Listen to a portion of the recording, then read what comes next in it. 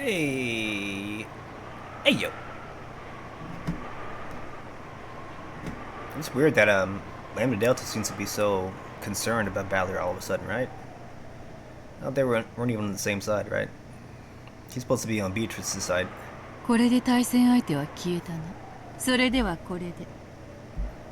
わらわは失礼する。今日らも旅支度を整えられるがよい。我が領地にてもう何も催しは予定されていない。それではごきげんよう。さらば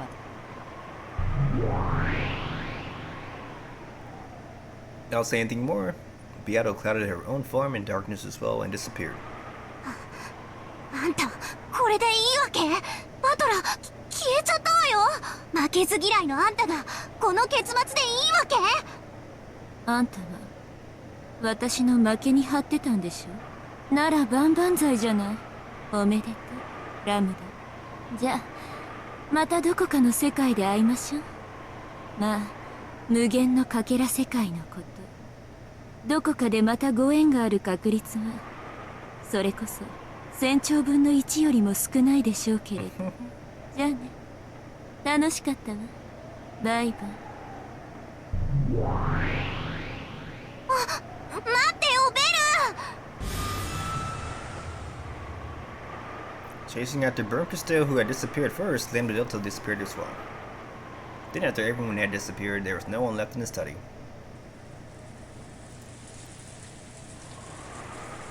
Turned to silence, almost as though no one had been there from the beginning. No one was here in the first place. The silent study told of that wordlessly, and the sound of the wind and rain began to fill the room bit by bit.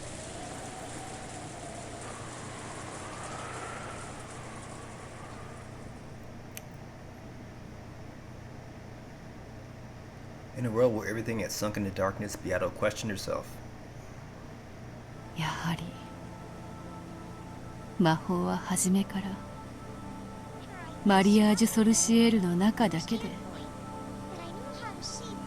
そうだね。マリアもエンジェの時にそう思ったよ。魔女同盟はわらわとソナタ、その二人で始めた。他のものを混ぜようというのはそもそもの間違いであったのだ。こんなにも楽しいからマリアたちはその輪に親しい誰かを加えたかったよね。そうして魔女同盟がどこまでも大きくなってみんなで楽しく魔法が使えて幸せになれたらと願った。だが魔法を理解できるのはやはりわらわとそなたの二人だけだった。私たちは奇跡が巡り合わせたこの世界でたった二人しかいない魔女なんだよ。マリアはもうベアとさえいれば他には誰もいらないよ。わらわもだ。そなたさえいればもう誰もいらない。マリアージュ・ソルシエールは結成したその一番最初の時点でもう完成していたんだよ。そう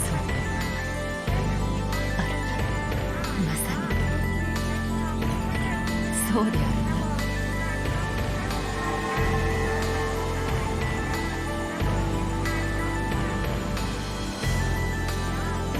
It was a witches' alliance to make everyone happy together with magic.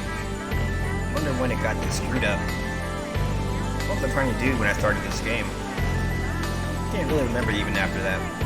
No, I may remember, but that's a feeling I now wish to throw away to the far side of oblivion.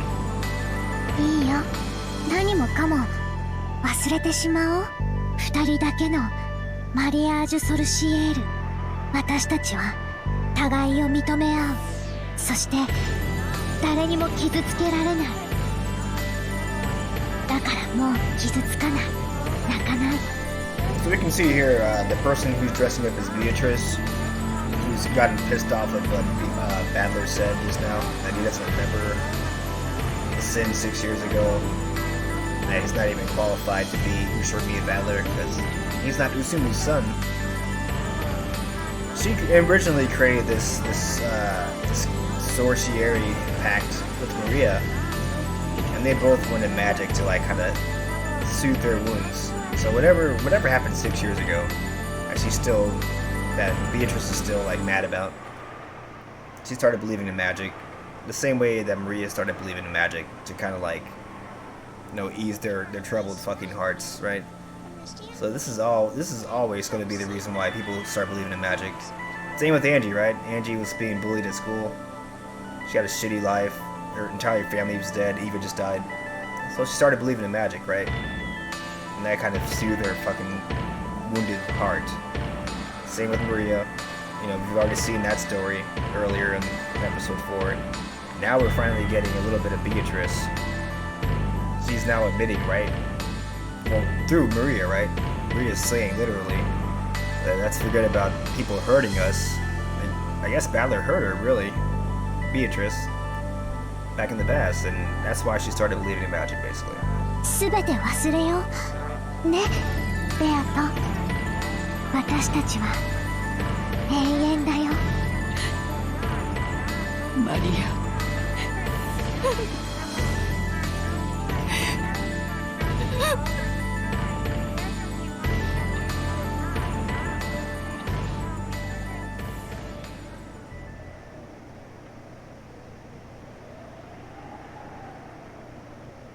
Yep.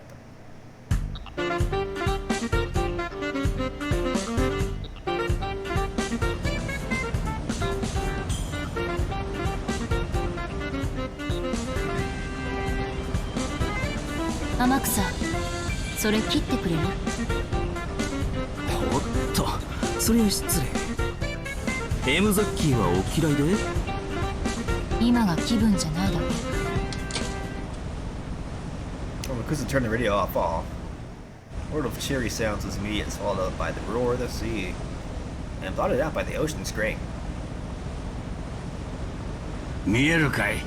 あの辺が当時の船着き場だ。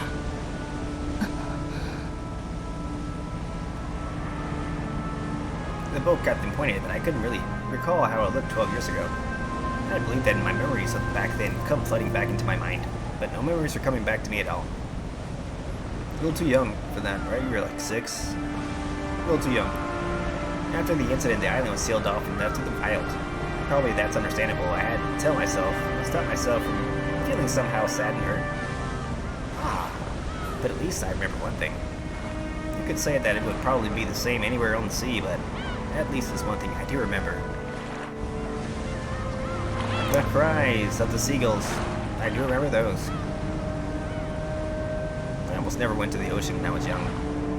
So to me, everything that symbolized what? Symbolized the ocean meant Rokenjima and my family getting together. Okay.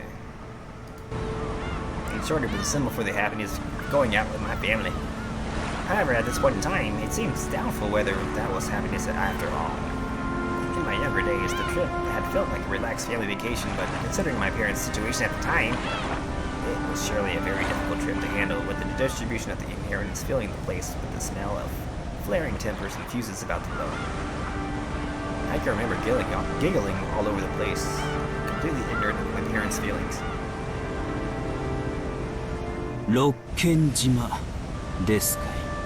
すべての始まりで、すべての旅の終着駅ってわけだ。Amakusa tried too hard in an attempt to speak from my innermost feelings. The boat slowly rounded the island. As the angle changed, I hoped that my memories of the islands in silhouette at the time might come back just a little. But in the end, even as the inlet was completely hidden by the cliffs, I wasn't able to remember anything. 船長、さっきのもう一つの船着き場の話を聞かせてください。六軒島には船着き場は一つしかないことになっとる。だがそれは表向きだ。島裏のもう一つの隠された船着き場、六軒島そのものね。誰も知らない二つ目のもう一つの顔がある。六軒島は後ろ宮家の領有する島だ。だが金蔵さん個人が所有する島というもう一つの顔がある。一つの島、二つの船着き場、二つの屋敷です。愛人を囲うためだけに随分と金をかけたもんだ。もう一つの船着き場のことを知る人間は？限られとる。金蔵さん、執事の源氏さん、南條。わしら船の関係者、高齢の使用人がほんの数人だ。南條診療所の先代先生も熊沢のばあさんも知っとった。数えりゃ結構いるような気がするが、とにかく知っている人間はわずかだった。そのもう一つの屋敷について教えてください。クワドリアンちゅう名前のお屋敷があるとだけは聞かされておった。わしは船を離れることを許されんかったから一度も見たことはないが。船着き場からは見えないくらいに遠いということですか？わからん。ただ隠し屋敷だからな。外からは見えん場所に建ててあったろうな。とにかくクワドリアンについてはあの島の最高の秘密だった。クワドリアンにベアトリーチェが住まわされていた、あるいは幽閉されていたという説がありますが、わしはクワドリアンへの雑貨も運んでおった。その中に女しか使わんような、それも高級なもんが含まれることも多かった。 So that's confirmed. わしもその説を確信しとる。では船長はベアトリーチェって女を直接見たことはないわけですか？ない。20年近く出入りをしたが一度も見たことはない。20年？ひゅー。ってことは最低でも年齢プラス20ってわけだ。こりゃマドモアゼルは期待できねえな。だがクワドリアンへの出入りはある日を境にぷっつりとなくなっちまった。今からだいたい30年前だから昭和43年頃だったと思う。1968. ぷっつりと突然？食料やゴミなどの運搬往来でわしらは決められた日程で裏に行っとった。ああ、裏っちゅうのはクワドリアン側の船着き場のことだ。わかります。それで？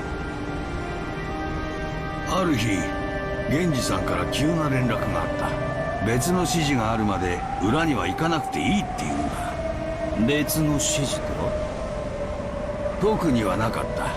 早い話がある日突然裏には今後定期便はいらない、食料も届けなくていいと言われたわけだ。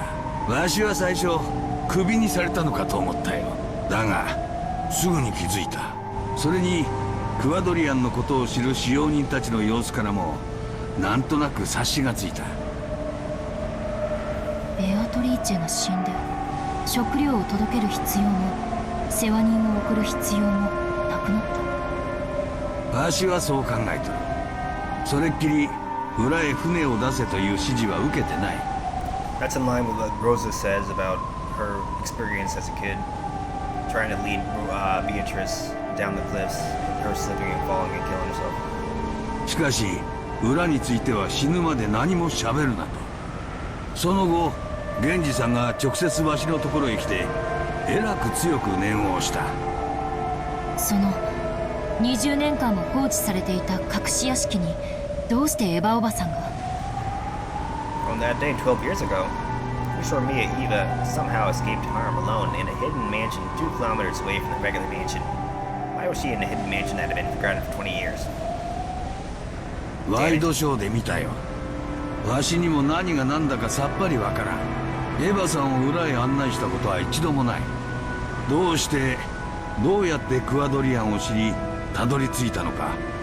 裏のクワドリアンに陸路で行くことは不可能だったのかしら。もしも話通りに未開の密林だとしたらおめかしした奥様風情に踏破できるもんじゃありませんぜ。じゃあ回路モーターボートみたいなものがあったとか？まさかあの二晩の台風はそりゃひどいもんだった。船なんぞ使えるわけもない。じゃあ屋敷とクワドリアンを直通する、例えば地下通路のようなものがあったとか？ Well, if you're to believe the events of episode 4, yes, there's an underground passage that leads out to the well. We don't know if that's true though. We don't know if that's all made up by Beatrice or if that's actually true. Could be true. Could be the one thing that is true in that entire farce of a story. 愛人の家へ出入りするのに毎回船の用立てが必要なんて面倒でしょ。全長 2km の六軒島の対角線上に存在する屋敷をつなぐためにそんだけの長い地下トンネルをとバカにしていたところでな、愛人のために隠し屋敷まで作っちまう大富豪だ。それも否定できんところですね。どうなんですか船長。わしは海の人間だ。穴のことはわからん。だが硫黄島で旧日本軍は25キロのトンネルを掘ってみせたぞ。あの金蔵さんなら2キロくらい掘ってみせてもわしは何も驚かん。やっぱりおかしな島ね。私たちはこの島のことを未だ誰一人何。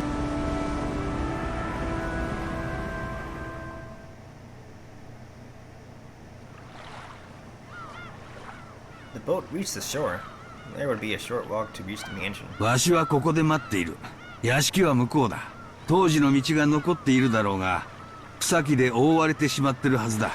迷わんように気をつけてな。ほんじゃ行きましょうかね。ありがとう天草。あんたもここで待ってて。ま、そう言い出すんじゃないかと思って。届け物をするだけよ。あなたが一緒だと向こうが迷惑するの。あんたの毒素強そうだから。毒素 Toxin. はて。すぐに戻るわ。今日の本命はクアドリアンの方だもの。届け物をしたらすぐに戻ってくるわ。He put it on her knapsack and grabbed the flower she was planning to offer. さしてやれ若いの。行ってこいお嬢ちゃん。あんたの家族が待っている。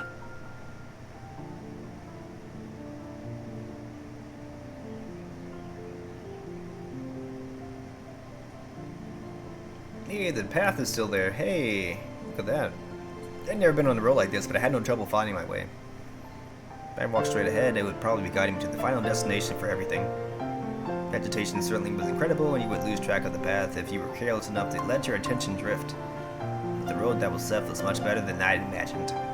Still, that didn't change the fact that it was a bad road.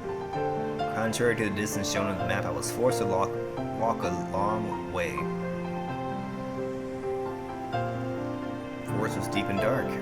At the time, I had been threatened into staying away from the forest because a witch lived there. Of course, that fear is gone now, but I feel it. Other people may not be able to. I can feel the presence like an aura. The Golden Witch Beatrice. Massive oddly shaped rocks scattered here and there, overgrown trees and ivy, the voices of birds and bugs. Yeah, I can feel it. I can feel that the witch is here. I had an ivy-covered construction site fence, and a warning sign stood. No entry, Tokyo Metropolis. That was written on it. Oh, right. When you think Tokyo, you tend to think of a city. But address-wise, even Rokkenjima is the rightful part of Tokyo Metropolis. Apologizing to the sign for my mistaken impression, I climbed over the fence. When I made it up to the steep slope beyond that, my field of vision rapidly expanded, and a fresh sea breeze blew through the air, blew through my hair. It's like the top of a little hill. Below me was the vast view of the island. I could only see desolated forest and rocky crags spread out below me. Somehow I realized that the mansion was probably somewhere around there. The steep downward slope beyond this hill had probably been caused by landslides of 12 years of wind and rain. It had become a slant filled with crags that you might even call gentle cliffs. And though it would be easy to tumble down, it looked like the climbing back would be pretty difficult. It seemed that proceeding any further would be impossible. If I continued any further, I wouldn't be able to return. In other words, this is the border. Between 1986 and 1998. That day and today. And this world and the other. ここがこの旅の終着点みたいね。That's a strong wind blew Mammon and Sakutaro's hair. They looked down from the hilltop. ここからじゃさっぱりわからないわ。お屋敷はどこ？もっと近づきましょうよ。無理だよ。戻ってこれなくなっちゃうよ。Won't be able to come back. He's right. This is 1998, and I am the Ushuramiya Angie who has been left all alone. First it was a journey to die, but not anymore. It's become a journey to accomplish something. だからごめんね、二人とも。あの日の私なら何も戸惑わずにこの崖を降りるだろうけれど。ビルの屋上から飛び降りた後宮エンジが情けない。ごめんね。ここでも同じだよ。あの日の風が感じられるから。こんな風だったっけ？もうすぐ来てくれるよ、みんな。Sakotaro said it as it was completely natural, and I believed it. Mom, Dad, Oni-chan, all my relatives, those fun servants, and Maria One-chan. Oops. 私よ。 Wait, what time is it? Okay, it doesn't tell me the year. Journey's endpoint, that's all it says. Alright. エンジよ、私は帰ってきたわ。 When I started my final journey to expose the past of 12 years ago, its goal had been abstract, and I hadn't understood. But now I have no doubts.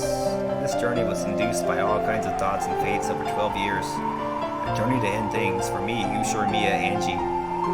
And a journey to end things as the final witch of the Marriage Sorcieri. I came here as the final daughter of the Ushuramiya family, and the final witch.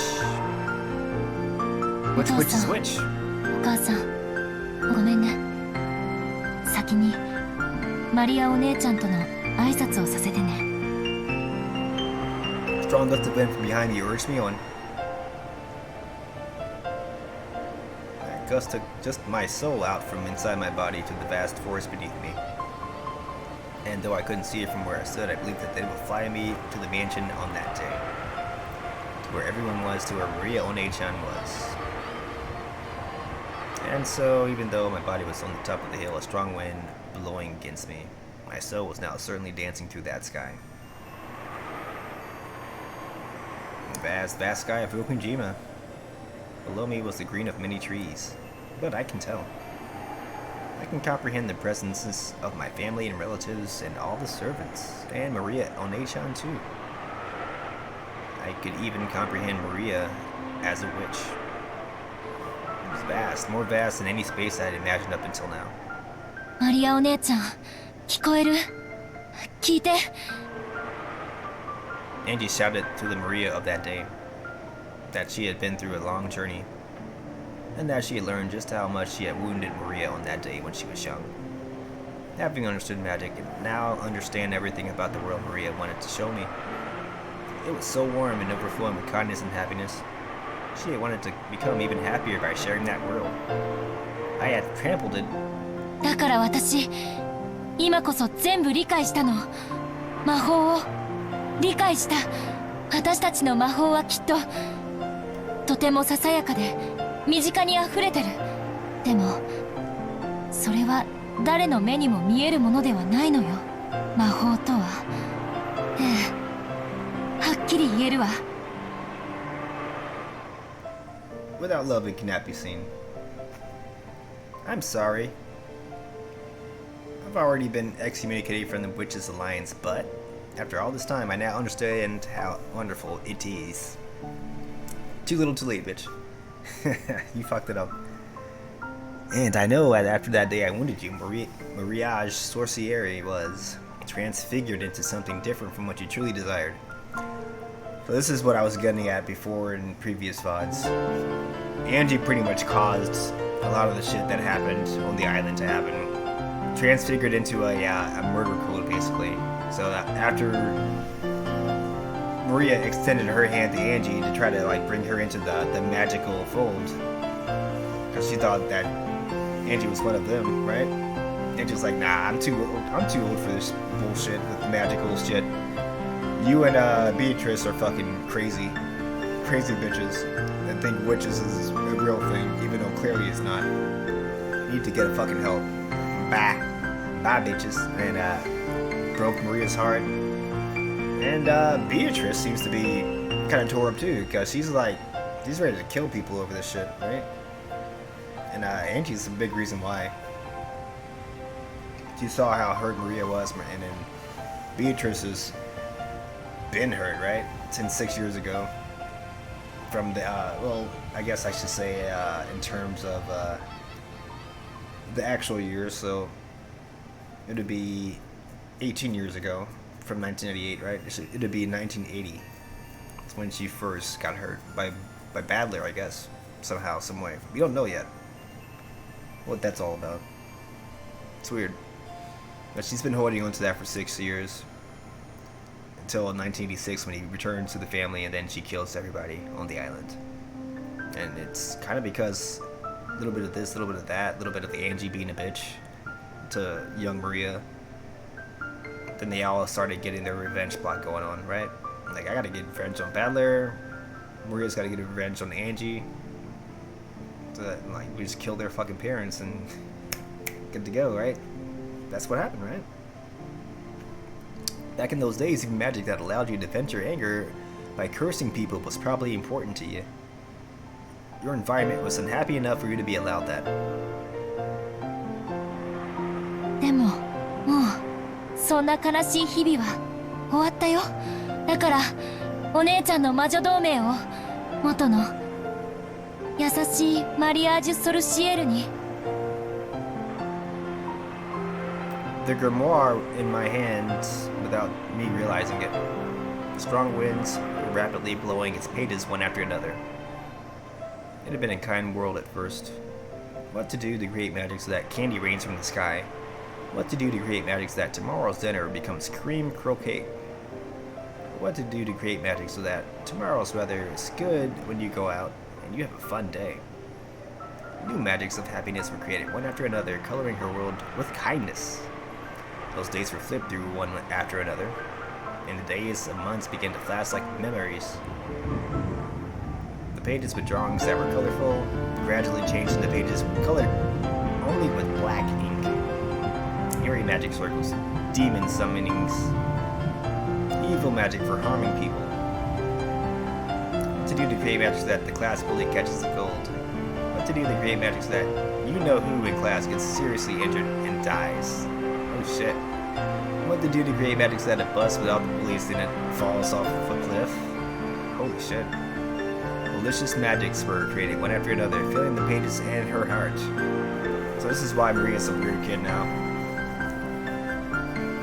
The time that she dies, basically, and she's such a, she's kind of a murderous brat, isn't she? Right? She sees people dying left and right, she's like, hee hee hee, it's all good, hee hee hee. That's kind of fucked up. This is why, because Andy fucking denied her back in the day. お姉ちゃんを傷つけたから、マリアージュ・ソルシエルはこんなになってしまった。お姉ちゃんは黒き邪悪な魔女じゃない。白き無垢で無邪気な私が元に戻してあげる。元のみんなを幸せにする魔法を世界中に振りまいていたマリアお姉ちゃんに戻してあげる。そのために私はここへ来た。運命に導かれてきた。お姉ちゃん、聞こえてる？その姿を私の前に見せて。 That voice roared an even stronger wind and was set 12 years into the past. Then the wind gradually ceased and silence fell. Crunch, crunch. I could hear the sound of gravel being stepped on. I heard those footsteps and was surprised at that miracle. Without a doubt, those footsteps were Ria or Nechan's. Were they?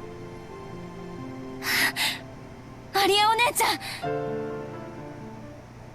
かすみよ。ようやく見つけたわよ。エンジェちゃん。Yeah. There we go. Not the person you expected. Before I knew it, Aunt Kasumi and her black suits, a total of 7 people who didn't resemble Maria One-chan in the slightest, were standing there surrounding me. And it felt like my voice had been just about to reach Maria One-chan too. Because of these guys' toxin, the magic got interrupted. Angie clicked her tongue at that, but Kasumi probably didn't hear it that way. そのお花は亡くなった家族への？偉いわ。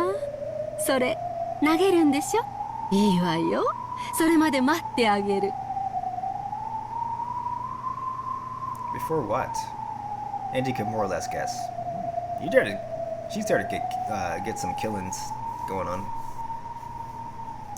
The way the black suits had their hands unnaturally stuck into their pockets made me realize that they were obviously in possession of handguns. This is a deserted island. There could be no more convenient place to dispose of someone. Yep. I have absolutely no interest in the family matters of the Sumadera family. But if I die, all that wealth would roll right into the Sumadera family coffer. Unlike me, they probably have a great deal of interest in it. Of course, the Ushiromiya group has a stake in this too. It seems that if the massive amounts of stock I own suddenly go to the Sumaderas, it'll be pretty bad for the Ushiromiya group as well. So they've apparently gotten themselves embroiled in a secret feud over me. That's probably why President Okanogi gave me Amakusa as a guard. Having Amakusa wait on the boat was a regretful mistake. おばさん、いつからここで待ち伏せを？早朝からよ。おかげですっかり待ちくたびれちゃったわ。何しろ喫茶店もお化粧室もないからね。トイレもないからお上品に木陰で用を済ませていたわけね。仮にもスマデラ家の血を半分引いてる淑女がそんな汚らわしい言葉を使うんじゃないわ。やっぱりスマデラキリエの子ね。気品のかけらもありゃしない。She grabbed me by the hair and forced my face up to hers, and then spat in it. Wow. She's talking about being filthy, and she's gonna spit in somebody's face. That's funny. My words are filthy, but her spit's not to be outdone. おばさんが私のことを話すといつも母さんのことばかり。私そんなにも母さんに似てますか？ええ、似ているわ。その生意気そうな目つき、鼻も口もそっくりよ。自由奔放で無責任。歴史と伝統あるスマデラ家の重みなど何も考えず、自分勝手に家を飛び出したわ。おかげで私の人生はずっとその尻拭い。She's always had this fucking grudge against Kyrie from day one. まさにあんたの人生クソまみれね。I was slapped on the cheek, my ear took a heavy hit, and for an instant my head rang. She pulled me around by the hair and threw me going to the ground. Without a moment's pause, she kicked the ground, covering me in sand. ああ、本当に姉さんに似てきたわ。その目つき、そのどこか小馬鹿にした目つきよ。はあ、思い出すわ、いろいろと。哀れな人ね。きっと幼い頃から何かにつけて母さんに比較されて蔑まされてきたんでしょうに。Yep. そしてあんたは一生その惨めさから解放されやしないわ。お前みたいな小娘にはわからないわよ。あんたのお母さんはね、何もかもを投げ出してスマデラ家を逃げ出した負け犬なのよ。Well, she married up, didn't she? その負け犬のせいで私がどれほど迷惑したことか。あんたの迷惑なんか私の知ったこっちゃないわ。私の生まれる前の話をされても困るわよ。あんたの人生はいつ始まるの？始まりゃしないわ。いつまでもいつまでも永久に死んだ母さんに嘲笑われ続け、そのまま死ぬのよ。 She tried to get killed over here, didn't she? というか死ねば。なんで生きてるの？この口の減らないガキが。あんたたちちょいとお茶をしてやりなさいな。お任せを。口の利き方も知らねえクソガキが少し勉強させてやるぜ。 Black Suits dashed up to me, violently grabbed me by the collar and dragged me down. 私が一服終えるまでに適当に可愛いメイにちょいと身の程を教えてあげなさい。 What a big bitch, right? You gotta get your fucking henchman to fucking do some shit to a goddamn kid. Like, come on now. Girl's a fucking 18-year-old kid. You got 7 dudes in black suits. guns, and you can't fucking get your hands dirty and get some licks in yourself? You fucking bitch. Sumidera Kusumi. He was a pitiable person to think of it. To the outside world, the women of the Sumidera family were trained to be in a position to support and defer to the men in the prominent positions. But in reality, strong leadership was demanded of them so they could manage all the people under them. The role demanded of them was that of female commander. Taking charge of the Sumidera family with all its proud history required an extraordinary level of commanding presence. It was an unimaginably heavy responsibility. Normally, this would have been demanded of Kyrie. Kyrie had undergone that harsh training, and Kasumi, the younger sister, should have been able to just take it easy. No, in fact, she had lived like a lazy, selfish, and fluid princess, sneering at Kyrie, who had been given the heavy responsibility. However, Kyrie was suddenly disinherited. She had refused the fiancé her parents had arranged and had gotten pregnant by her lover, Ushormiya Rudolph. From the Sumidera family's perspective, even though the Ushormiya family had a vast fortune, it was a family which had already collapsed, a family not in their league. To become not even a legal wife, but a lover to the second son of that family. Normally, no one would be shown mercy for something so dishonorable, not even a daughter of the main family. They would wrap her in a mat, stand a pole on end, and throw her either into the Pacific Ocean if the pole fell to the right, or the Sea of Japan if it fell to the left. Jesus Christ. But Kyrie's punishment was nothing but a disinheritance, an unbelievably lenient decision. After that, the Sumidera family began receiving preferential treatment from a section of the Ushormiya group. And that's why she got the lenient, she helped them out, dude. Sorry. She had a better fucking, probably, husband than they picked out. Must have been some kind of bathroom deal. In other words, Kyrie took advantage of the Ushormiya family's financial support to lead the Sumidera family openly. Kasumi watched it happen in shock. No, she even disparaged her dishonorable sister as a loser. But eventually, she learned that the heavy responsibilities Kyrie had borne would be passed on to her. Oops. And then for the first time, she realized that she had been outwitted. あんたの母親のせいで私の人生はめちゃめちゃにされたわ。いいえ、一度殺されたと言ってもいい。あの日に私は一度殺されて地獄のような日々に突き落とされたのよ。それまで人生舐めてきたツケじゃない。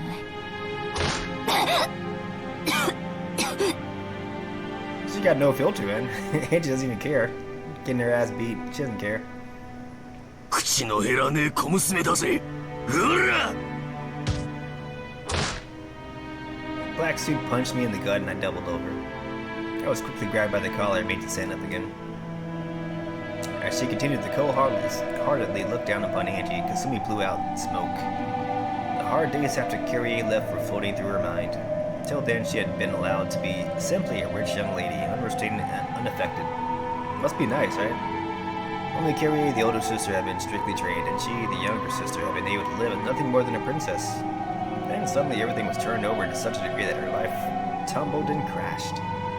She had to actually start to work. Oh my god. My lifestyle? You mean your lack of life? Right? That's not living. You're taking it easy like that, you have everything handed to you like a princess on a pedestal? Nah. You should thank Kyrie for that shit. 事情を知らない親類からは姉さんの不名誉を理由にどれだけ蔑まれたことか。 Fuck him. 呪ったわ。あなたのお母さんを血を吐くほどに呪ったわよ。そりゃ嬉しいわ。これからもよろしく。Kick landed in Angie's side as she lay prostrate on the ground. Angie didn't stand up again, so she continued to lie there like a caterpillar, getting kicked every time she spoke up.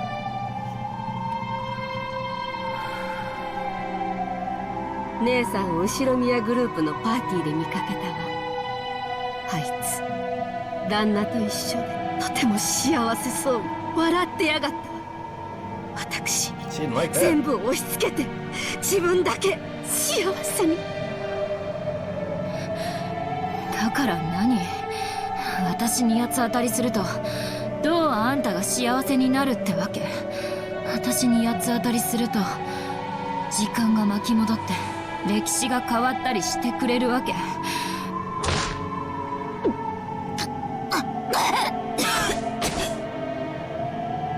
あんた、さっき言ったわね。私の人生はいつ始まるのって。いくら恨んでも八つ当たりしても時間を巻き戻すことなんてできない。じゃあ私は死ぬまでこうして死んでもなお姉さんを恨み続けて。冗談じゃないわ。いつまで私は姉さんの亡霊に苛まれてなきゃならないのよ。だから考えたのよ。これを成し遂げたら全ての恨みを忘れてやり直せるってね。Angie was about to respond to this with another bitter comment, but stopped. Because she would be kicked again if she responded. Even if Kasumi didn't say anymore, it wasn't difficult to imagine what she meant. Kasumi was thinking of bringing an end to her hatred of Kyrie by taking revenge against her daughter Angie. Talk about pushing your problems on other people. ほら、立ちなさいよ。そんなにこの島が大好きならしっかり深く埋めてあげるわよ。その若さで死にたくないでしょ。母が迷惑をかけてすみませんでしたとか言ってみたくはならない？誰が言うもんか。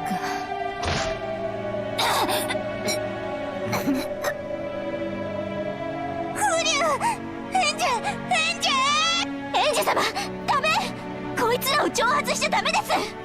ここは表向きだけでも調子を合わせて時間を稼ぐべきです。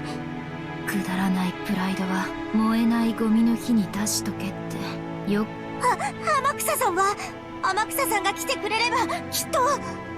ダメ、あいつの姿は見えないわ。エンジ様のバカ、どうして天草を置いてきたんです？ I don't need you to tell me that, Mammon. Damn it. I'm already right in the middle of regretting it. I walked a long way to get here. The forest is very thick. There's no way that the disturbance here would reach the boat.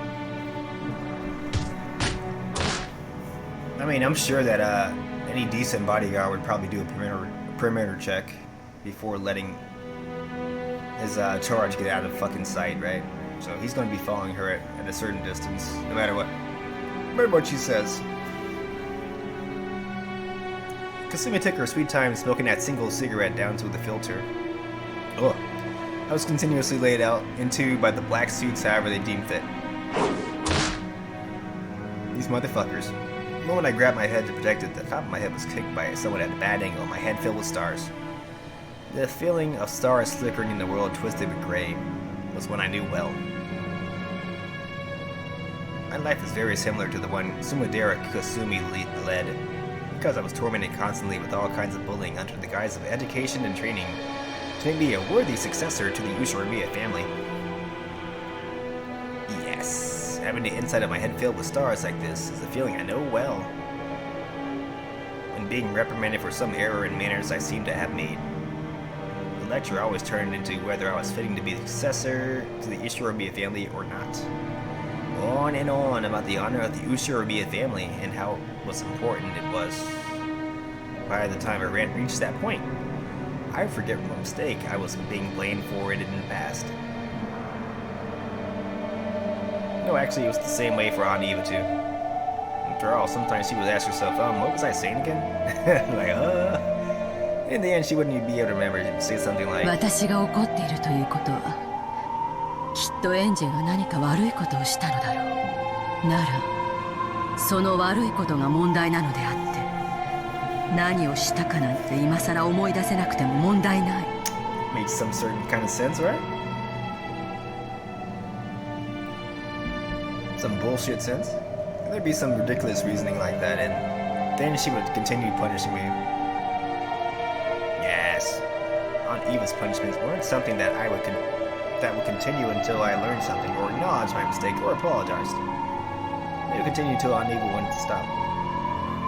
So even this violence was a bit nostalgic in a way that made me want to vomit.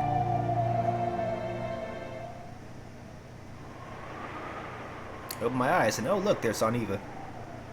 Right next to Kasumi, who was smoking her cigarette. I could see Aunt Eva, the two of them looking almost as though they were laughing at me together.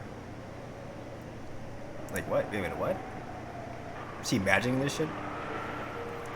When I think about it, even on Eva's life might be worthy of sympathy.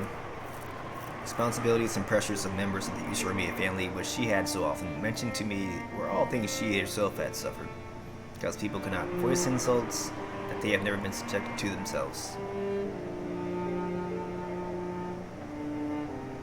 It's probably the same way for Aunt Rosa as well. The youngest child of the glorious Ushiramiya family, she must have gone through so many tough times. So just as Aunt Eva acted towards me, just as Sumadera Kasumi is acting right now, Rosa must have been the same to Maria, of course. People push the suffering they have made to bear onto other people. Otherwise, they can never escape from it. So on, and in eternity and perpetuity, the chain of suffering and sadness never ends. Yeah, sometimes people are just shitty, right? And they just want to be dicks to people for no good reason. And they had the best fucking upbringing, right? And fucking rich bitches that just want to be dicks out in public because they're rich. They never had a bad fucking childhood, right? They just want to be dicks. So, there's that too. That is the reason Maria One-chan's magic was so incredible. With her magic, she did not have to bear that suffering from Aunt Rosa. That pain was probably pushed onto her. The weight probably tormented her. But One-chan did not carry that burden on her own shoulders. She exorcised it and filled her with happiness. I'm sure that even if Maria One-chan had had children in the future, she would never push the suffering force down through the generations onto them. Probably not. Chain of suffering and sadness, which had been inherited by and forced upon each generation for who knows how long, was by Maria One-chan's magic broken. なーに？私に何か文句でもあるの？ In the past, I would have snapped back and canceled out our hatred with hatred of my own. No, I canceled out nothing. The weight of that which had been forced onto her bears down hard on my shoulders as well. After all, even now, I hate her. So, now I knew that magic. I looked at the human called Eva again. What I could see through to was the sad form of a human no different from me, who had lost her family and who bore deep wounds in her heart. Unable to withstand the pain of that torn heart, she was doing nothing except howling with a sad voice like a lion crying in pain like a child. Turns out Eva was also a person deserving of compassion. She needed someone to understand the difficulties and pain of her childhood days, and she too, as the only survivor of the Rokujima incident, who was faced with the inquisitive eyes of all society, who was publicly slandered, who had salt continually rubbed into her wounds, had needed someone's compassion. In order to let her forget her pain and sorrow for at least a moment, the Black Witch, the very same that possessed Rosa, taught her magic. It was the same magic of anger and sadness that Beatrice had taught Maria, and she was mourning for Sakutaro after he was torn apart. That same magic, that witch, had surely dwelled inside of Rosa too. So I was wrong to hate Eva. Perhaps I alone was supposed to have become her ally. The only person in the world who could understand her. What did I say to her when I was young, when she returned alive all alone? Could it be that the way I acted towards her was as if she'd come back by herself after killing all my family? Makes sense? I can't believe it. Eva, who throughout my life had never been more than an object of and synonym for hatred, is turning into a human who I can understand. That's the power of magic, baby. And so I looked right next to Eva at the form of the Black Witch who taught her the black magic.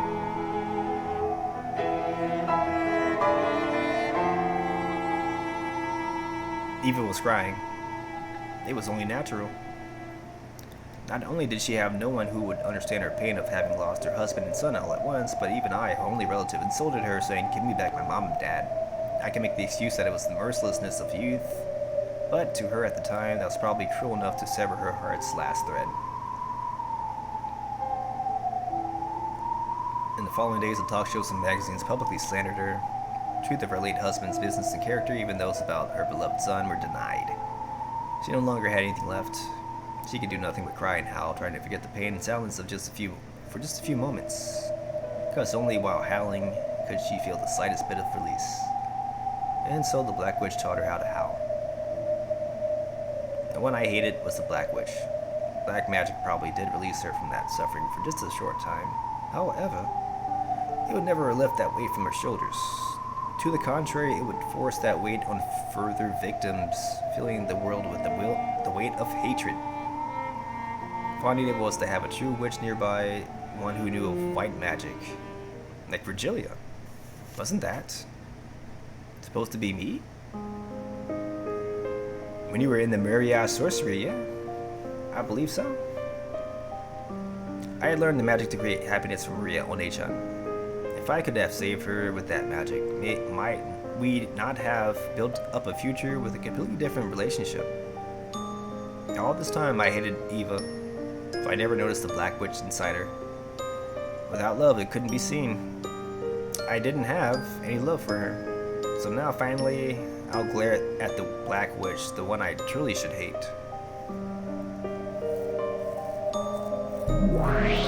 あら？何？私のことが見えるの？見えるわ。私が憎むべきはエヴァおばさんじゃなかった。あんたよ。すごいじゃない。人間の分際で魔女の私が見えるなんてね。それでその目つきは何だと言いたいわけ？私が憎い？憎い？ええ、憎いわ。でも少し違う。ただ悲しく思える。悲しい？何言ってんの？いいじゃない。怒れば。思いっきり憎んじゃえば？憎まないわ。あんたを憎むことはエヴァおばさんの憎しみをそのまま受け継ぐだけ。私は憎しみを断ち切る。エヴァおばさんの苦しみを受け止め、それ何悟ったようなこと言ってるわけ？こいつ頭大丈夫？っていうかへそでも噛んで死んじゃえば？あんたらもっともっと蹴ってやりなさい。顔とかはダメよ。気の毒な顔がマシになっちゃったらつまんないから。 Ouch.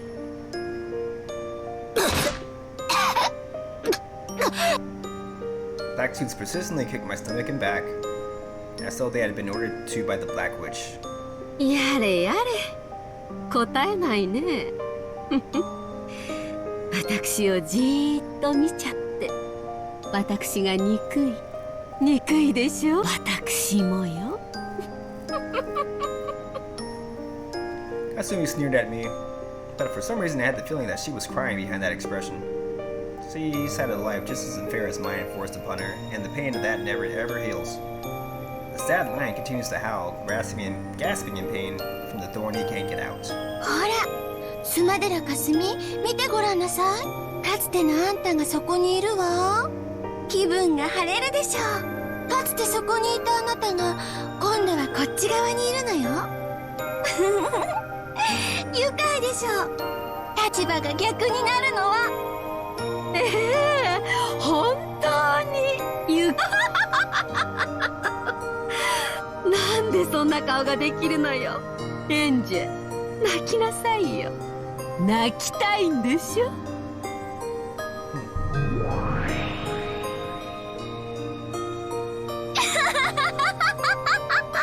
そうそう、泣きたいに決まってる。泣かせちゃいなさいって。あの時のあんたは泣かされちゃったじゃない。だからこいつも泣かせてやりなさいよ。エンジェもいいのよ。泣いちゃえば。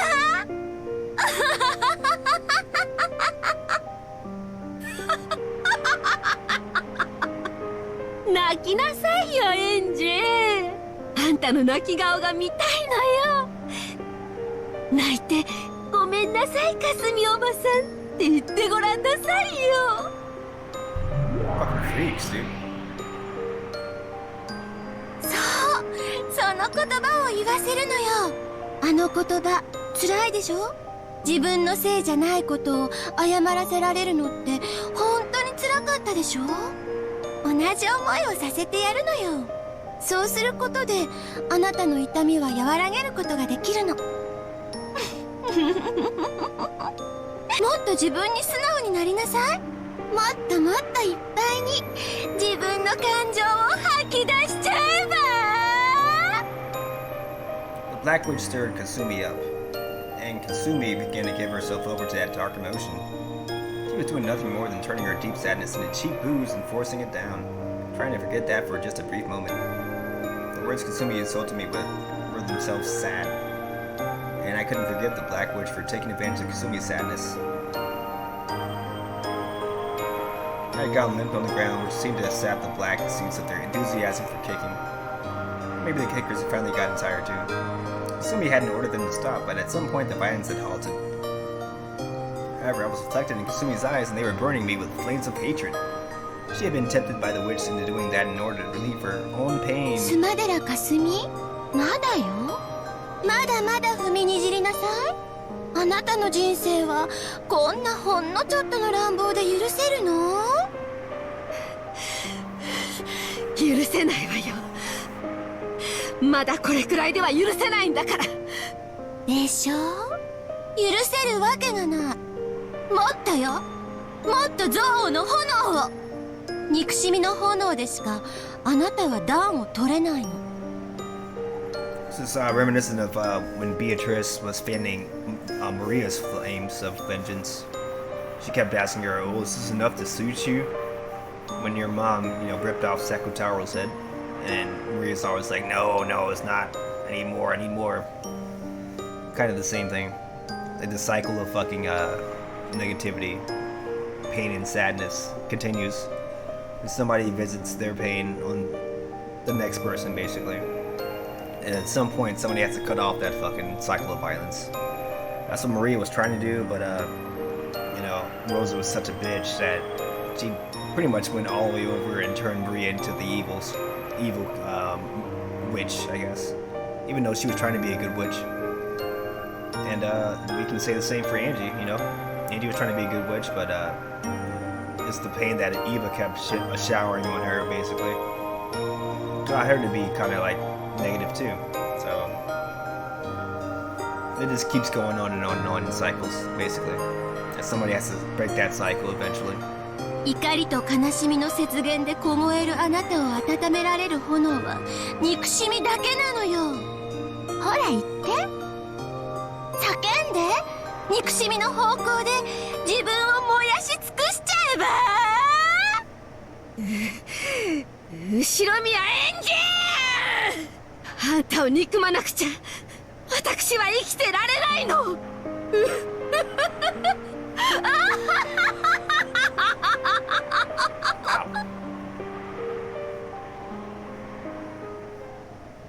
That's kind of スマ sad. デラかすみ、あの花束を。これ死んだ家族への花でしょ、エンジェ。 Black Witch grinned at me unpleasantly and used her chin to signal Kasumi to pick them up. Kasumi picked up the flowers I was going to offer, brought them all the way over to me, dropped them in front of me, and made a show of trampling them. What a bitch. Her expression was filled with hatred and a frantic quality that simple hatred couldn't explain. It was that trampling them over and over again was the only way to prevent the sadness inside of her from reaching the bursting point. So the sound of her trampling was downright sad. She's fucking crazy, dude. あら、この程度じゃ答えない？ならこっちは答えるかしら。スマデラかすみ、こっちを使いなさい。ダメ、それは。No, not the book. The object the Black Witch pointed at was Maria Onechan's grimoire. Kasumi also noticed it and picked up that book, which was heavier than it looked. なにこれ。Not the grimoire. 読んじゃえば。お腹がよじれちゃうかもね。Kasumi opened the grimoire, skimmed over the contents, and snorted it derisively. 返して。それはお姉ちゃんの。 Of course, my hand couldn't reach. My stomach was once again kicked by the black suits I curled up on the ground. ほらね、この本は園児にとっての大切なものでしょ。大切なものをけなしてやりなさい。こういう子には殴る蹴るよりもそっちの方が効くんだから。あなたがそれを一番よく知っているでしょ。 Sumi's face twisted for an instant as though remembering something painful. I quickly disappeared, changing to a scornful smile directed towards me. なにこの気持ち悪い本。あんたが書いたの？やめて。返して。見てよあの顔。もっとけなしてやりなさい。貶としめてやりなさい。尊厳を踏みにじられる苦痛を教えてやるのよ。そうすることでしかあなたの苦痛は和らがないの。何これ恥ずかしい本。少女の時代に多少は占いの真似事に興味を持つこともあるけれど、これはちょっと行き過ぎじゃない？やだ、魔法だってあんたあれでしょ。アニメとかのなんとかなんとかって呪文を言いながら魔女に変身するやつ、ああいうの好きなんでしょ。痛々しいわ。On to the year right here, right? Cackling Kasumi opened to a random page and showed it to the black suits. Black suits too looked and guffawed. The laughter wouldn't wound me, but I couldn't forgive it. After all, that laughter was ridiculing Maria. I don't hate Kasumi for exploiting Kasumi's unhealing anger and sadness. I cannot forget this black witch. That black witch hated Adiva, Sumadera, and Rosa, tormenting them for an eternity without letting their wounds be healed. I can't forgive her. I can't forgive that black witch. 何これ、傑作。お空から飴玉を降らせる魔法ですって。何々、お日様で清めたお水にお砂糖を溶いて魔法の杖を浸して呪文を。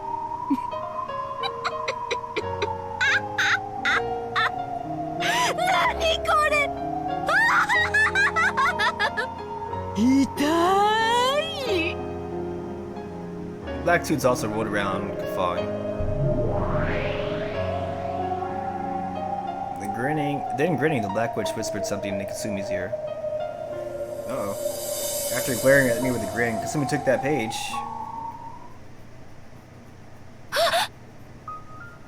Then he grabbed hold of that page, tore it out, crumpled it, and threw it away. Bitch.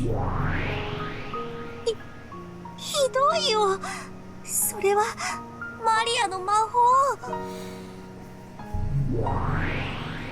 あら、そうなの？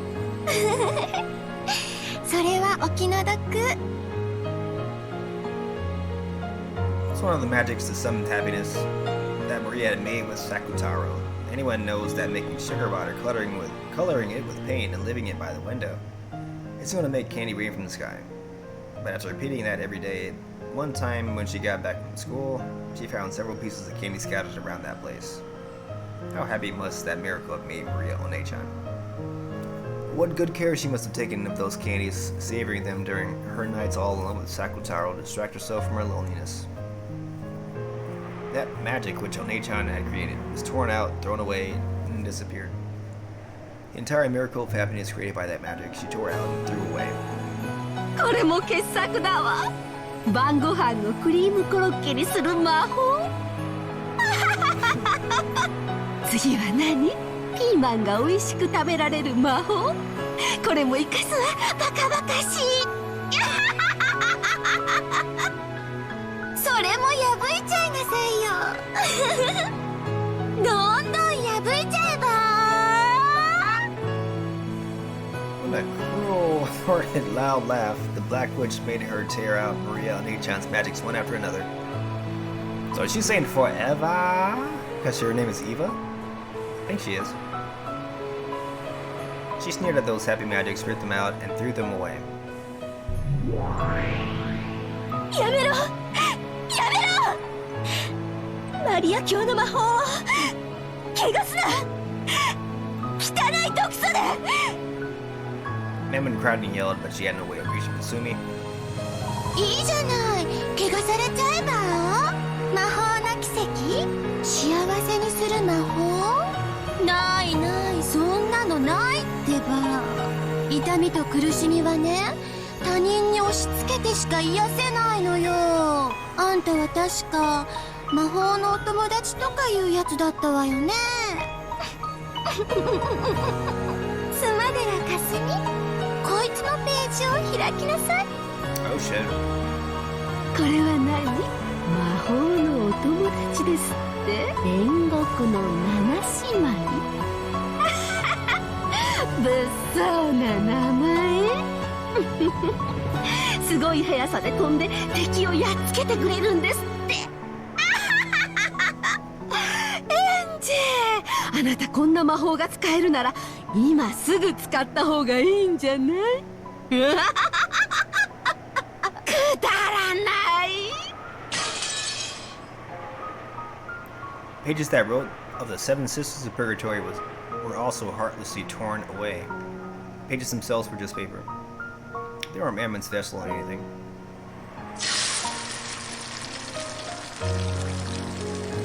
But the tearing, denying toxin burned Mammon from the inside. Mammon's face twisted from the heat and pain. 大丈夫、マモン、しっかり。これくらい平気。私よりエンジェ様の方が。 However, Mammon's expression was twisted in unbearable pain and humiliation. やめろ、黒き魔女。どうして君はそんなことをするんだよ。どうして魔法を幸せのために使えないんだよ。ああ、あんたも魔法のお友達ね。あんたも怪我してあげるわ。スマデラかすみ、こいつのページも探しなさい。こっちは何？何この下手くそなライオンの落書き。作太郎？変な名前。一番大好きなお友達だって。そうなの？これがあんたの友達？このライオンが？ねえねえ。本当に下手くそな落書き。こんなブサイクなライオンがあんたなのね。こんなのお友達にしてるなんて、後ろ宮マリアってこの頭のかわいそうさに呆れてへそでお茶が湧いちゃうわ。神だ。へそかんで死んじゃえば。うりゅ。 Ouch. マリアをバカにするな。やめて。破かないで。ダメ。 There was a shrill tearing sound, and the page was filthily ripped out. The picture of Sakutaro that Anita had drawn was finally ripped in half. Give me half.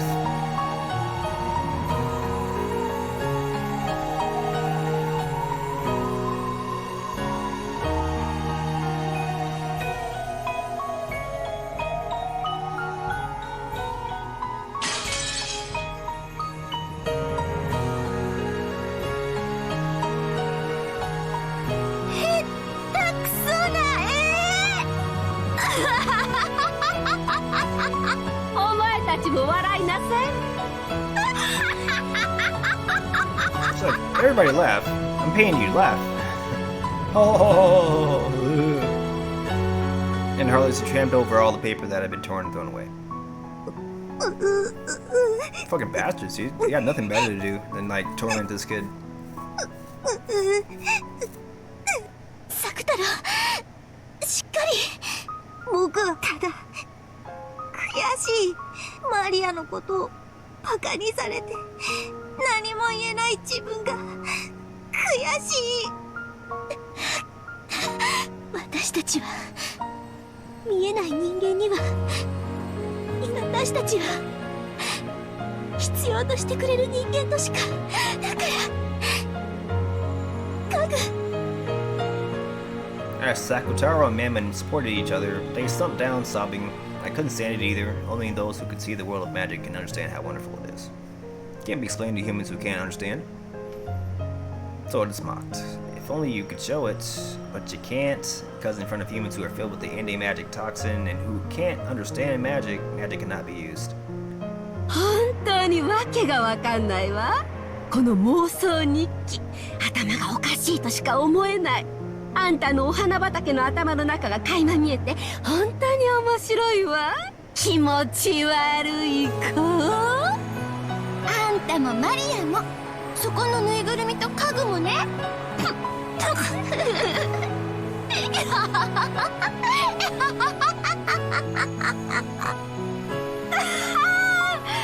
かしいわ。あんた友達いないんでしょ。いっつも一人ぼっちでぬいぐるみがお友達なんでしょ。かわいそうな子。大丈夫、私にもわかるわよ。そういう生活わかるもんだから私が認めてあげるわ。あんた本当にかわいそうな子よ。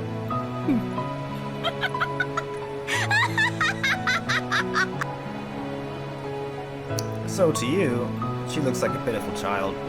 Yeah, I'm sure she does. But 100 people were to read Umineko-chan's diary, and for Moray, all 100 would probably get that same impression. I used to be one of them. But you know, in spite of all that, Maria still called this a world of happiness. Don't deny that magic, that happiness. 頑固な子ね、あんたは。いいわ、これで最後よ。あんたとマリアの信じた本当にくだらない魔法の根源を。スマデラかすみ、そのページを読みなさい。なにこのカラフルなページは。なに大好きなママといつまでも仲良しでいられる魔法。やめて、そのページだけは。この魔法すんごく簡単じゃない。私でもすぐできそうだわ。こんなに短い呪文なら私にだって覚えられちゃう。やってみようかしら。本当に簡単な呪文よね。いいわよ、やってあげなさい。With expressions that ridiculed from the bottoms of their heart, the Black Witch and Kasumi puckered their lips in the most exaggerated way they could and said it aloud. Oh no. Was that it? So that's why she always says ooh, basically, guys. Because of that one magical, I guess, enchantment, incantation, you want to call it. That's the reason why she always says ooh, because that one time, out of like 1,000 maybe, is when Rosa starts going ooh, I love you, ooh, and then now Rosa can kind of like pretend to play along with Maria when she does that sometimes. But most of the time she's like, stop saying ooh, you fucking crazy kid. The black suit stared blankly, asking what that was supposed to be. Then Kasumi answered, cackling. これがね、呪文なんだって。おかしい。ほら、あんたたちもやってみれば。Black suits imitated that moaning voice, making fun of it. Damn. Ooh. I was in the incantation for the magic that would let her always be friends with the mama she loved. 何このバカみたいなの。言うだけで家族仲が良くなるなら世界はずっと平和だわ。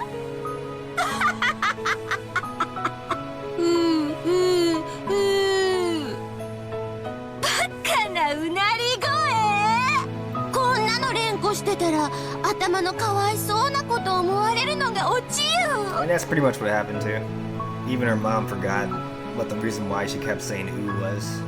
So every time Maria was like ooh, she was actually trying to actively make her friends with her mother. It's kind of sad, right? You get this in episode 4, and now you realize all the shit that happened between episodes 1, 2, and 3. This is always Maria trying to be friends with her mom, and she just never got it. バカじゃない。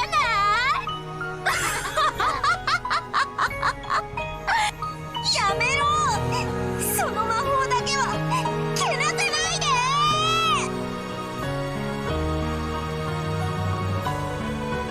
day when Maria, Onei-chan, and Ambrose had gone on the picnic together, it was written that this is one of the 5 happiest days of her life. And Onei-chan was singing her mama a song that she had just learned from her. One day, Onei-chan was happy to see that her mama was enjoying it very much, but partway through she forgot the lyrics. Her mama was enjoying it so much that she tried to sing until the very end, with ooh, ooh, ooh. Some with fake lyrics, but her mama was very pleased. So that ooh remained as an incantation to remember that day she had spent in fun and happiness with her mom. So that was the origin of ooh. That's why it's in the book now. I'm not sure how we know this.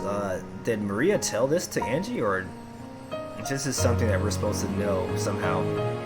It's not. I don't know if Angie's supposed to know this, right? This is something that we're being told by an omniscient narrator. I'm not even sure who's speaking right now. It's not Angie. Of course, even though Anyosa, I guess it is Angie, thought it was funny at first, eventually she tired of hearing it. And later on, started to scold Onei-chan whenever she said it. But to Onei-chan, it was a memory of a fun day that she could never forget. So I guess she must have told Angie this at one point. Among the magics that Maria created, it was the oldest and the first. Kasumi stuck her fingernail into that page to... やめて、破かないで。そのページだけは許して。 She's definitely gonna tear it out now. You don't want to say that. Say, oh, I don't care about that fucking page. You can tear out all the pages you want. ダメ。 Yep. The shrill sound of the girl's world of happiness was erased.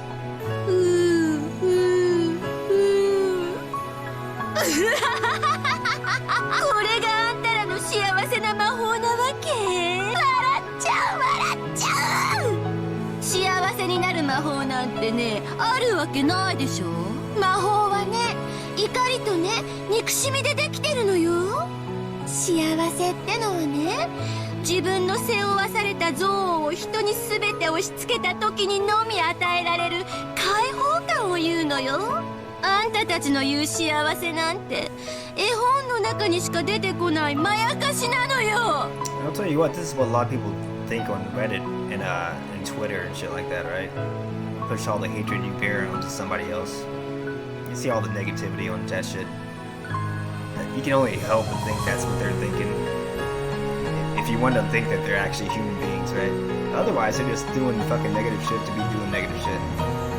So, you would hope that that's the reason why they're doing that. Because they've been hurt and they gotta push that onto somebody else. And then you can actually pity them at that point, but...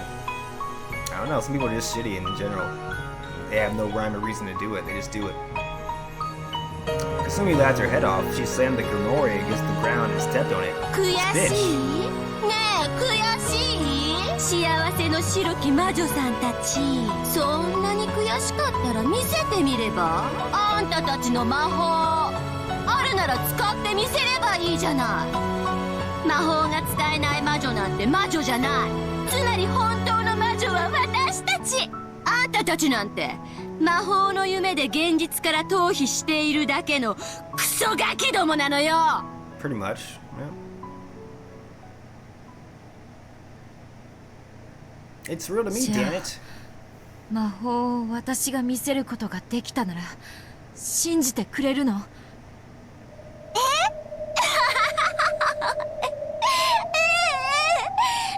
信じるわよ。魔法を使って見せることができたならね。ならやってみろよ、このクソボケガキ。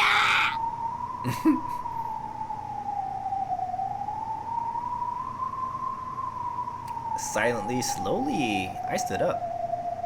Sensations of that small world, such as the pain in my body, felt shooting into あら、まだ立てる元気はあったのね、大魔女さん。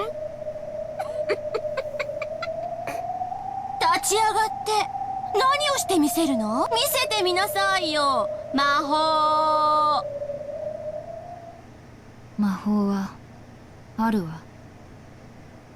はあ？この子何を言い出すかと思えば、あんたたち今の聞いた？静かに。へえ、面白いじゃない。半魔法の毒素を理由にあんたたちはいつも奇跡の力を拒んできた白き魔女マリアの弟子。見せてみなさいよ。一体どれだけの人間がその奇跡を信じて裏切られていったか知っている？誰もが信じ、誰もが裏切られて絶望した。そして本当の魔法は私たち黒き魔女の力でしか得られないことを知るのよ。憎しみを誰かにぶつけるのはただの There you 罪。そん go. なのは魔法じゃないわ。本当の魔法を私が見せてやる。 I want to read that line again, people on Twitter. I want to be big bitches to everybody, every day, every minute, every hour.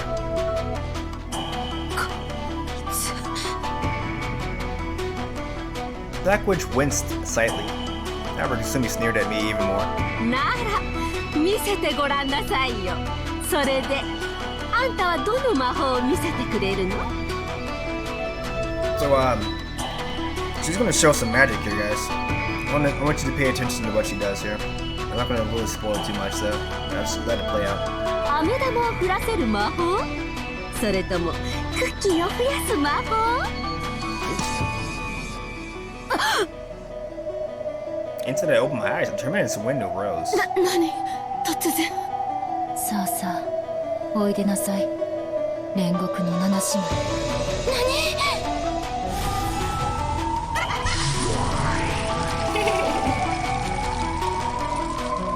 The flash behind me. In an instant, 7 high-level furniture gathered there. It was a power that far surpassed the magical power I had in my prime. It was a power that matched even Ria, One-chan, and Beatrice. 煉獄の七姉妹、ここに。あなたはかつて言ったわ。私に魔力とその覚悟がないからあなたたちを刺激できなかったのだと。私をいじめるクラスメートに仕返しがしたいなんて。私はマリアお姉ちゃんをマリアージュ・ソルシエールの世界を守るために今こそ魔法の奇跡を見せることを命令するわ。無理です。いくらなんでもこれだけ大勢の毒素の前では。 7 sisters also remembered what had happened once in that classroom. They could have obeyed Angie's order if they would have. However, surrounded by the toxin that runs thick in humans, they hadn't been able to display the miracle of magic. And they remembered very well how deeply that had hurt Angie. Angie spoke very quietly. ならあなたたちも信じて。マリアージュ・ソルシエールは人を幸せにするために生まれた。そしてそれは黒き魔女と戦うためでもあった。その創立者の一人、原初の魔女マリア教が生み出した世界を否定する愚かなる黒き魔女にその奇跡を見せ、その世界を守るために信じて魔法を、魔女を、今こそ奇跡を。 Kasumi gave an order to the Blackfoots, and one of them took out a gun and pointed it at Angie. So it's go time 魔 now. 法を見せてくれるんでしょ？ It's prime time now. なら見せてちょうだい。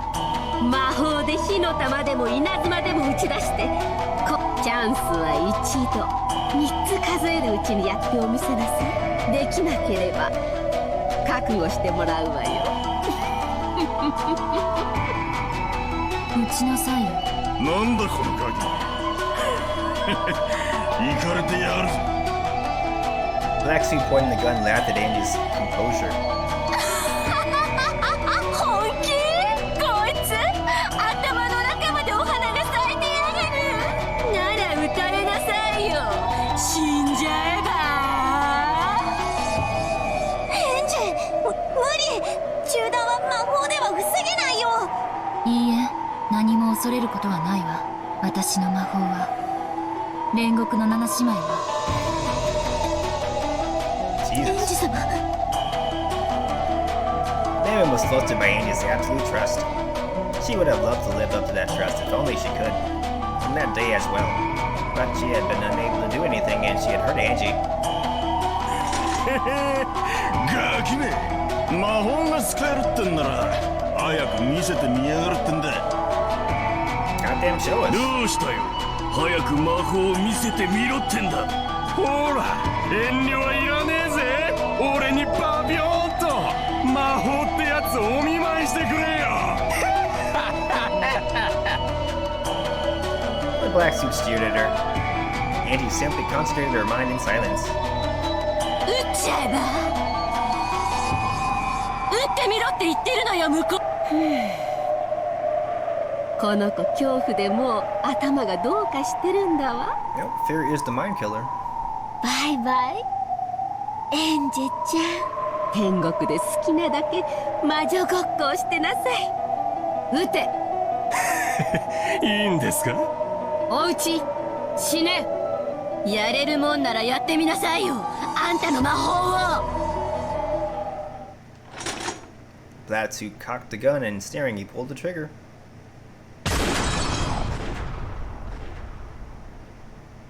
Gunshot rang out and the world stopped. A red spray scattered and chunks of flesh flew. 何をしてるのマモン。銃弾ごとき無粋な石ころを演者様に許すつもり？ Lucifer had lined up the bullet perfectly, but a single swing had sliced it in two. And in the chest of the black suit that apparently fired the gun, there was a hole as big as a fist. たまには私が一番乗りでもいいわよね。 Half of Leviathan's body was covered in blood. She wore a cold smile. And slowly the pitiful prey that she had brought down fell over. 貫いた人間を。バカね、まだあんた信じてないの？私たちの主の魔力。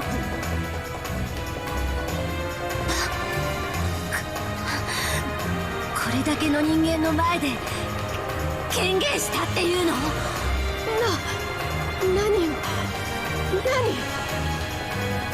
Sumi and the rest were thrown into confusion. He certainly seemed to have fired the gun.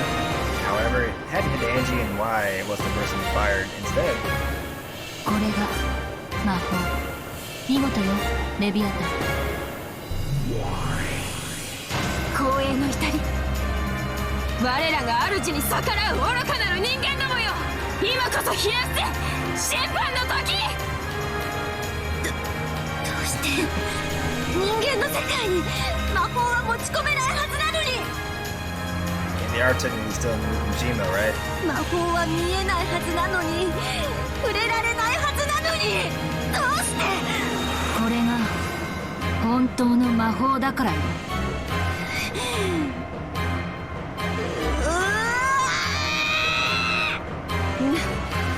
何をしてるのよお前たち。 The black suits who had finally come to his senses pulled his gun and aimed. 我らが主に銃口を覗かせる無礼を死ね。 Those words were his funeral. The man had already been struck through the chest by Lucifer, who had become the stake of pride in an instant. Thump. The sound of the second person falling brought it home to the black suits that their lives were unmistakably in peril. Thunder, run, run! Almost paralyzed with fright, the man turned on the seals and attempted to escape from that place. In that instant, his lake of sloth. 我が主への狼藉に対する報い、これ式で済んだことに感謝せよ。死ね。 Hole as big as a walnut opened in his right eye and his head split. Damn! Alphacore was sprayed with blood. Her face twisted demonically with the joy of being able to use her full power.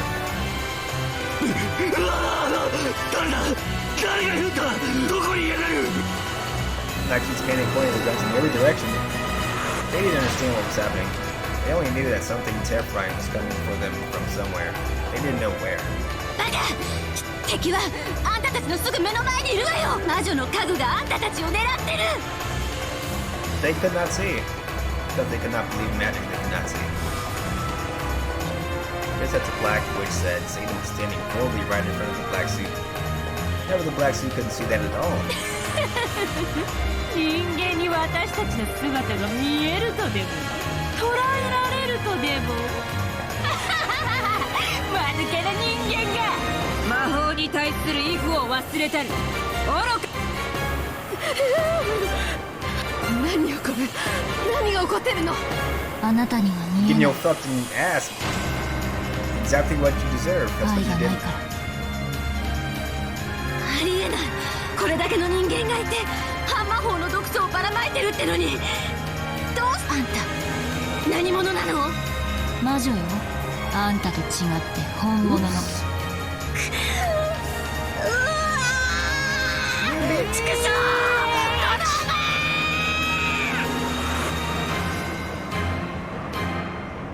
う！ As though announcing his candidacy for the fourth victim, one of the black suits pointed his gun at Angie and pulled the. Angie glared at him coldly and simply ordered, 死にさらせ！次、サタン。フンドのサタン、すでにここに。ならばや、今のエンジ様と私たち銃弾ごときが当たると思うか。 snap. A stake of wrath pierced and smashed a fired bullet by the black suit, continued straight on towards the man's face. 己が愚かそう。地獄で後悔せよ。死ね！ A terrible explosive sound, the upper half of the man's head was smashed. Bathed in scattered flesh and blood, Angie quietly asked one more time. ねえ、かすみおばさん。まだ、信じる気にならないの？バカなこと。 あるわけないでしょ。認めないわ。魔法なんてあるわけがない。そうよ。魔法なんてあるわけがない。魔女なんているわけがない。魔法はあるよ。魔女はいるよ。うりゅー。そうよ、魔法はあるのよ。魔女はいるのよ。そしてこの怒りと悲しみで満ちた世界に幸せの世界への扉を開く鍵にできるの。あんたなんかにそれを否定させない。幸せな世界への鍵はみんなの手に握られてるんだ。それを奪う資格は誰にもないんだ。それを理解できぬ哀れな人間よ。そなたの人生に魔法の力があったならもっと違う。そなたがその生涯において本当の魔女と出会えなかったことを私は哀れむ。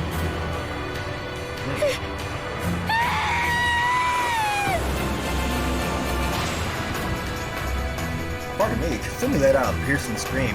At the same time, the two remaining black suits came for me at once and dusted their guns against my head, like they were trying to use me as a hostage, something their eyes couldn't see. It's the Seven Sisters of Purgatory high-level furniture had now reached the level of weapons that's completely and totally pointless. 畜生、どこにやがるんだ。攻撃をやめねえとこの天の命はねえぞ。姿を現してやがれ。何言ってんのこいつ。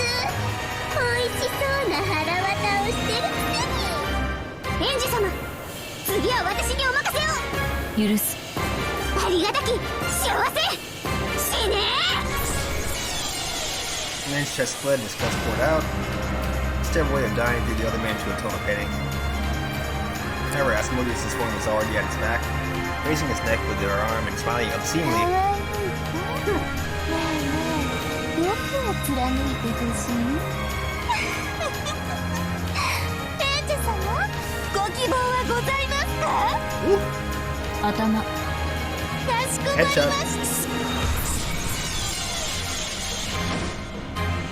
Final black suit had his head smashed by the stake of lust, and his insides shattered. He twisted and fell. That gruesome world was 6 people laid in sea of blood, witch and human confronting each other. スマデラかすみ、そなたの哀れなる人生に私は心の底より同情する。その胸への心の穴を塞げる魔法を授けてもらおう。そなたがその魔法を信じるならバカなこと言わない。こんなの私は認めない。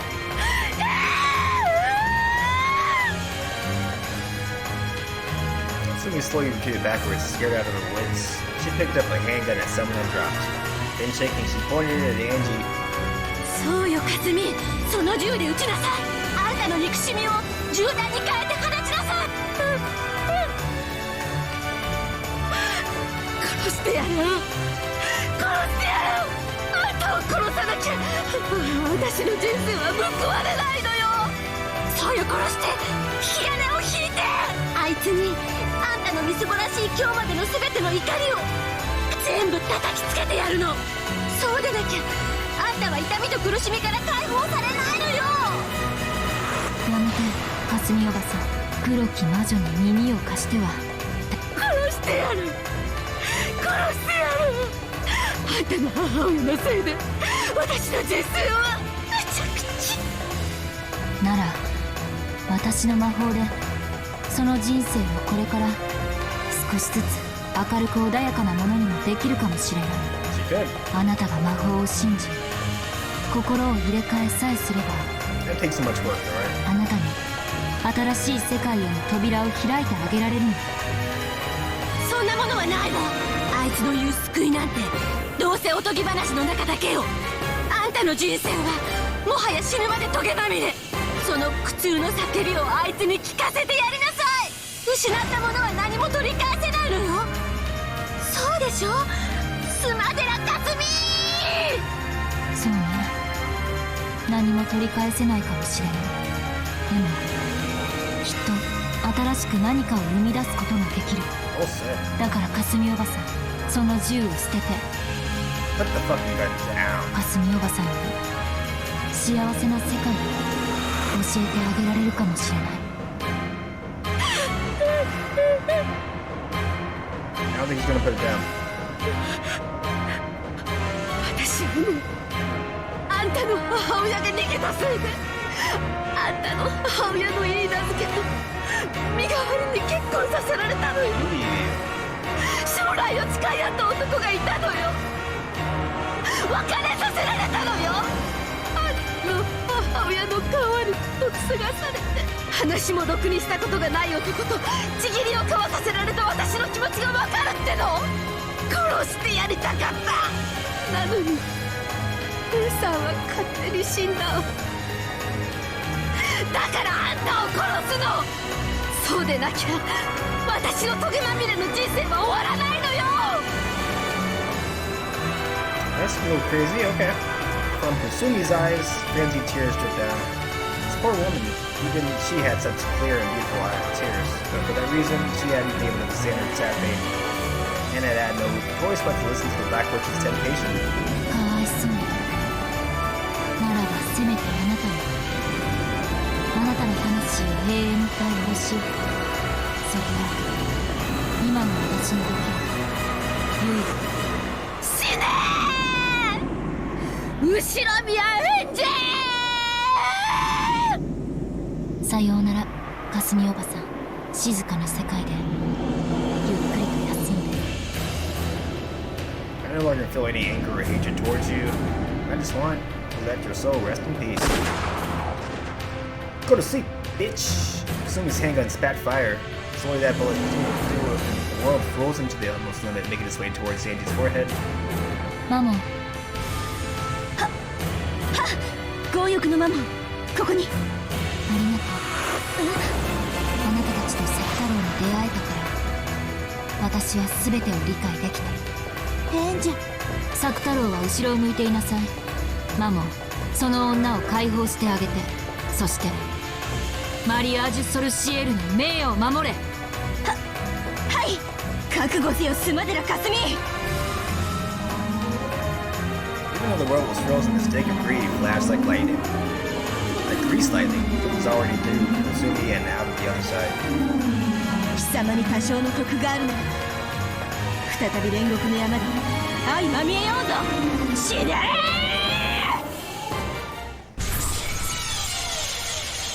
The upper half of Sumadera Kasumi's head shattered. Her cage of flesh was broken and she was finally released. So you might be asking yourselves, what the fuck just happened here, right? あとはあんたね。 Good question. We're in the question arc, so I'm not going to tell you. Once we're in the answer arc, I'll tell you. But let's just say that at least Angie believes that she actually did magic right here, right? Angie believes it, and she made everybody, the black suit, she made them believe. She made Sumadera believe at the very end, probably, that she could use magic. So at least we can say that much. Angie's believing that the Seven Sisters did all this shit. Is that really what happened, though? I mean, how else would you explain what just happened there? I mean, it's a fairly obvious answer to this, so I don't want to go too much into detail to confirm what you guys are probably thinking is true. Other than to say that that's probably what happened, you know, the obvious answer. So just think of what's obvious, and just pretty much try to explain it from there. That's all I'm gonna say. 黒き魔女、今となってはあなたにエヴァおばさんの面影を見ていることさえ。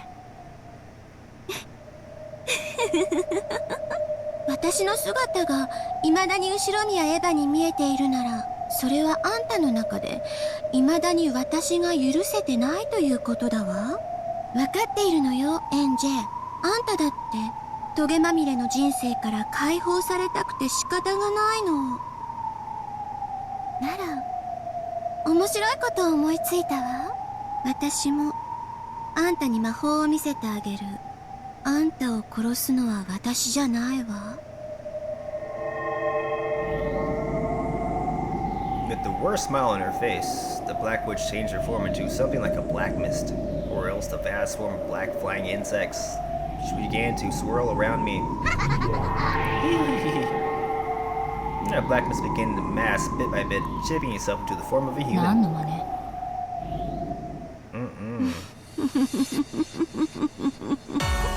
うすうすは想像がついてるくせに、あんたが最も憎み恨んだそして女もあなたを最も恨み、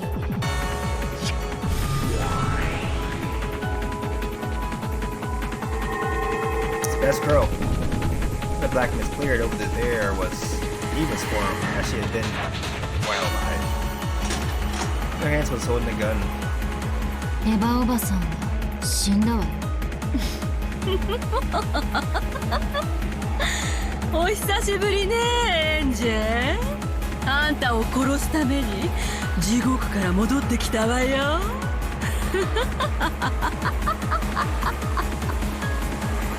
Ava glared at me, laughing badly. でもあまり驚かないわ。エヴァおばさんそういう人だったし。私のお葬式はさぞや気分が晴れ晴れしたでしょ。私も晴れ晴れしていたわよ。あんたの面を二度と見なくて済むようになるんだからね。でもたった一つだけ心残りがあったわ。それがこれよ。私はそれが最後の遺言だったの。 How pitiful. Even after death, Aunt wasn't released from her suffering. 黒き魔女の力こそ私の魔法の源泉だったわ。怒りと憎しみが私に努力と不屈を教えてくれた。それはあんたの言う現実逃避の魔法とは全く違うの。あんたの言う魔法なんてただの八つ当たりによるストレス解消だわ。私たちの魔法は違う。世界そのものを作り変えるの。あんたの性悪魔法とは全く格が違う。なら黒と白のどちらが勝つかこの場で決着をつけてあげる。死してなお黒き魔法で復活してあんたをこうして重厚で狙える私の奇跡に、あんたの白き魔法は半魔法の毒素であなたを取り込んだわ。七姉妹はもう二度と呼べないわよ。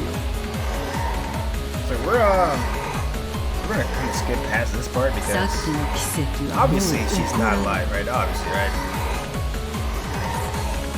I don't care what you guys think about magic. There's no way Eva's gonna resurrect just because they're back on Mishima. The point of actually gun at her, right? That's not gonna happen. So it's definitely in Angel's head. そ Definitely. れでも怒るから魔法 There's って no 言うん danger だ to her right now. いいわよ。マモン私に力を貸して。 But Maimon did not respond. She did not appear. Certainly, as she said, the anti-magic toxin had burned everything up like a wasteland parched by a blazing sun. This might be a little tough. 呼びかけても無駄よ。もう二度と煉獄の七姉妹は答えない。だからそれでも呼べるから魔法なのよね。哀れね、エンジ。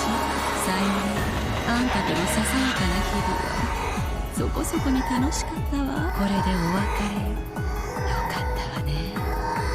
あんたの終着駅がここ。ええ、全くよ。気が利くわね。ありがとう。それじゃ。Wheel the gun roll slowly so that you can see all the way down it, and trigger slowly. Then there was a loud bang from the gun. Not in the sense that it fired, it exploded. You're kidding me? In shock, inside frozen space, Eva looked at the exploded gun. When time unfroze, the fragments that would probably smash into her face all at once. 強欲のママ、ここに。Behind Eva's back, Mammon stood. She had already penetrated the target I had given her. Duh, there was no danger ever, guys. Which was the gun. これで魔法は十分、エヴァおばさん。Yeah.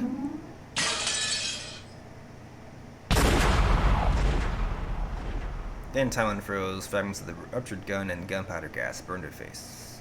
Letting out a shrill scream, she rolled around covering her face. It was pitiful. 運がなかったわね。これでゲームオーバー、エヴァおばさん。I signaled to Mammon to free Eva quickly from her pain as she writhed around the ありが face. とう、マモ。あの日の教室であなたたちの無力を罵ったことを。今こそあなたたちは魔女を守るための優秀な家具だった。こちらこそ感謝します。良き魔女に、良き主に最後に出会え、家具の本分を尽くせたことを心より光栄に思います。Mammon understood. This would be the final job I would ever give her. Mammon quietly walked close. Then she looked down upon エヴ her. ァおばさん、今日まで付き合ってくれてありがとう。これでお別れよ。Have a nice dream. See you hell. Cool. And the light sound of her forehead being perforated rang out. Cloud of gunpowder smoke, delirium, white and black magic was over. Remember that she said this herself.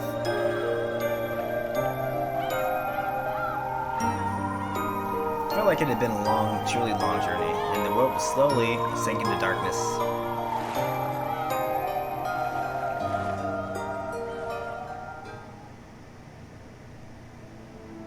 Stars that should be sparkling late night in the sky but were scattered beneath me. When I recognized that the pearls and rubies were creating a river of white and red, I realized that it was a vast nightmare scene that was spread out below me. I was in the sky of that nightmare scene, neither standing nor flying, but simply floating in the air. From nowhere in particular I could hear the sound of one person clapping. A truly dull applause. I understood it was the one who ordered me to go on this journey, Burn Castale. おめでとう、無限の魔女エンジェ・ベアトリーチェ。あなたは旅路の末に魔法のすべてを理解したわ。ええ、私は今や魔法のすべてを理解した。私は魔女よ。マリアージュ・ソルシエルが生み出した魔法世界を継承した。あなたにしかベアトリーチェの世界を切り裂けない。魔法を知るからこそそれに抵抗も覚えるわ。魔法は愛と悲しみと怒りでできている。ベアトリーチェがどんなに残酷な魔女であったとしても、その魔法の源泉は全く同じ。だからこそ彼女のその世界を本当はそっとしてあげたい。少なくとも彼女にとってその世界は完成しているのだから。あなたは家族を諦められるなら。そうだから申し訳ないけれど、私は戦わなければならない。家族を取り戻せるかもしれないわずかの確率にかけて魔女となる旅に出たのだから。ベアトリーチェを殺さない限り、あなたには孤独な世界しか存在しない。100億のかけらを旅して私が保証する。分かってるわ。同情してる余地なんて心を鬼にして彼女の心を切り裂く。その気持ちが揺るぎないならよかったわ。同じ魔女同士情が移って志をくじくんじゃないかと心配した。 Even from a person like her whose face was almost always expressionless, those words felt a bit hollow.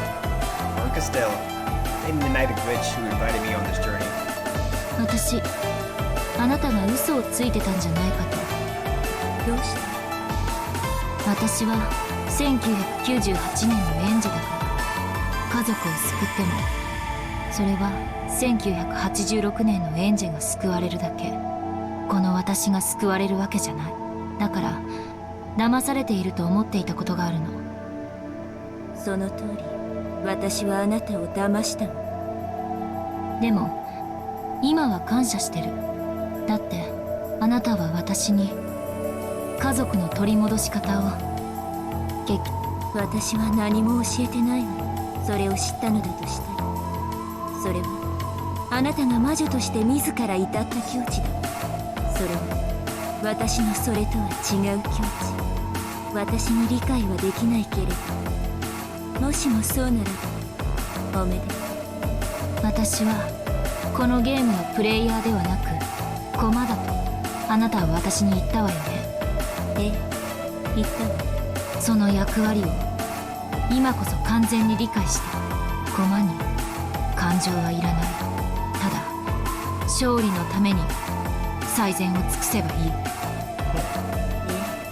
その通り、ゲームは最善手を差し合うものでしょう。躊躇や戸惑い、差し手をおかしくしてたら対戦相手も混乱する。 Sorry, Beatrice, but don't hold it against me. NJ still needs her family, so I have the right to fight you so that I can take them back. You have the responsibility to accept my challenge. So she's gonna be taking Battler's place, basically. Please don't hold it against me. In exchange, if you do win this game, I'll give you my blessing as well. Now let's go. As the beast that I am, it's finally time for my true turn. Sorry, Beato. Can't hand Oni-chan over to you.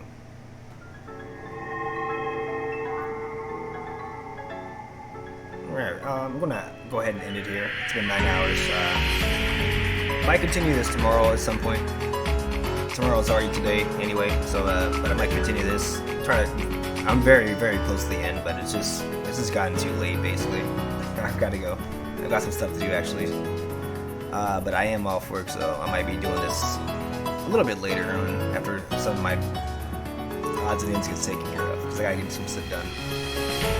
It's been a lot longer than I planned on. I just kind of got caught up in the whole storyline here though. So I'm going to try to finish this before this week is over though. So if it's not later today or tomorrow, before the weekend definitely. Try to get this done.